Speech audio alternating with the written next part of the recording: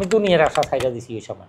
চিনচিন করতো আর ছাপ লাগতো আর নিঃশ্বাস বন্ধ হইতো। ব্যয়বহুল কথা শোনাইছে, জন একবার অ্যাটাক করবো, জাগা জমিন বেশি, বাড়ি ঘর গরু গোতান সব বেশি দলি শুরু করবে।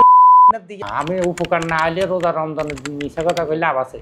আসসালামু আলাইকুম, স্বাস্থ্যগড়ি থেকে আমি পলাশ বিন আজাদ সবাইকে ওয়েলকাম করছি আমাদের নতুন একটা ভিডিওতে। আজকে আমরা আছি ঢাকা কদমতলীতে আমাদের সম্মানিত আব্দুল মান্নান স্যারের বাসায়। হার্টের সমস্যা সমাধানের জন্য আমাদের অর্জুন হার্ট কেয়ার রেমেডি স্যারের জন্য কতটা উপকারী ছিল এবং অর্জুন হার্ট কেয়ার রেমেডি খাওয়ার মাধ্যমে স্যার নিজেকে কতটা এখন কনফিডেন্ট ফিল করছেন সেই গল্পটা তার থেকে শুনবো। স্যার আসসালামু আলাইকুম, আপনাকে স্বাগত জানাচ্ছি। ওয়ালাইকুম আসসালাম ওয়া রাহমাতুল্লাহি ওয়া স্যার বারাকাতুহু। আপনার নাম এবং পরিচয়টা দয়া করে আমার নাম আব্দুল মান্নান, আমাদের গ্রামের বাড়ি কুমিল্লা লাকসাম। আমি ঢাকায় এখানে আছি আজকে 20 বছরের মতো। এর আগে আমি সৌদিতে ছিলাম, প্রবাসী ছিলাম। 2016 সালে আমার প্যারালাইসিস হই। আমি প্যারালাইসিস সাধারণত আমি পিসমোড়া পইরেই হই আর কি। আর 2023 সালে আইসা আমি হার্টের সমস্যা হয়, আমার হার্ট অ্যাটাক করি। হার্ট অ্যাটাকটা আমার খুব মারাত্মকই হয়। আমি প্রথম যাই, যাওয়ার পরে এরা মারাত্মক ব্যয়বহুল কথা শোনাইছে। ব্যয়বহুল কথা শোনানোর কারণে আমি ওইখান থেকে চলে আসি। স্যার আপনার হার্ট অ্যাটাকটা কিভাবে হয়েছিল বা কেমন অনুভূতি ছিল এই সময়টা? হার্ট অ্যাটাকটা প্রথমে আমার চিনচিন করতো আর ছাপ লাগতো আর নিঃশ্বাস বন্ধ হইতো।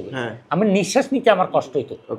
এইভাবে কেন যে কিভাবে আল্লাহ আমার জীবন বাঁচায় রাখছে আল্লাহ জানে। হরে আমি আমার ওয়াইফকে বললাম এই ঘটনা, তখন আমরা ইমার্জেন্সি, ওই দিনে ইমার্জেন্সি আমরা এই বুক চিনচিন ব্যথা আর হচ্ছে দম আটকে আসতেছে, এই সময় গিয়ে দম আটকে আসতেছে।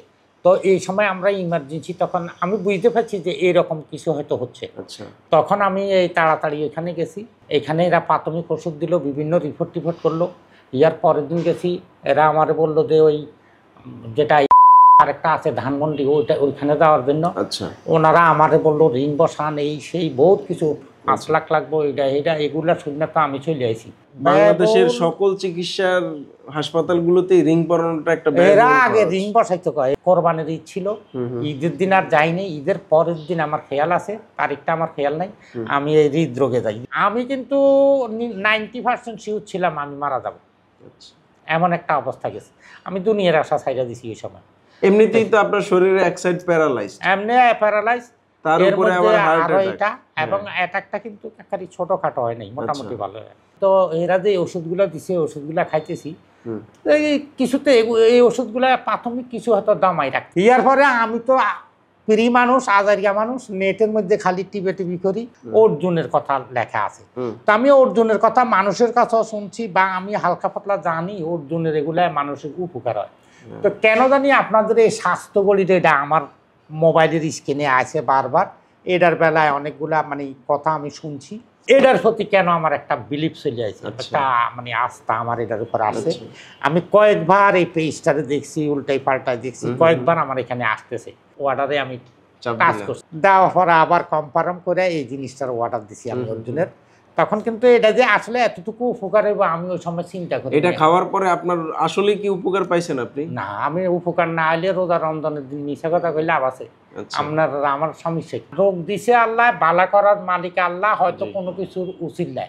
আর আল্লাহ কারে সুস্থতা দিব কারে দিবে না এটা আমি আসমান থেকে। তবে এটা সত্য, এই জিনিসটা খাওয়ার পরে আমার আগে যেরকম ছাপ লাগি থাকতো আর দরকার করতো। আর একটা মনে করেন উইকনেস, একটা মানে হার্ট দুর্বল হলে ওরাই খালি এটা ফিল করতে পারে এটা কত ভয়ঙ্কর। মানে যাদের হার্টের সমস্যা আছে তারাই বুঝতে পারবে এটা কত ডেঞ্জারাস। তো আল্লাহ ভরসা করি। আমি প্রথম 2 দিন খাইতে একটু কষ্ট লাগবে।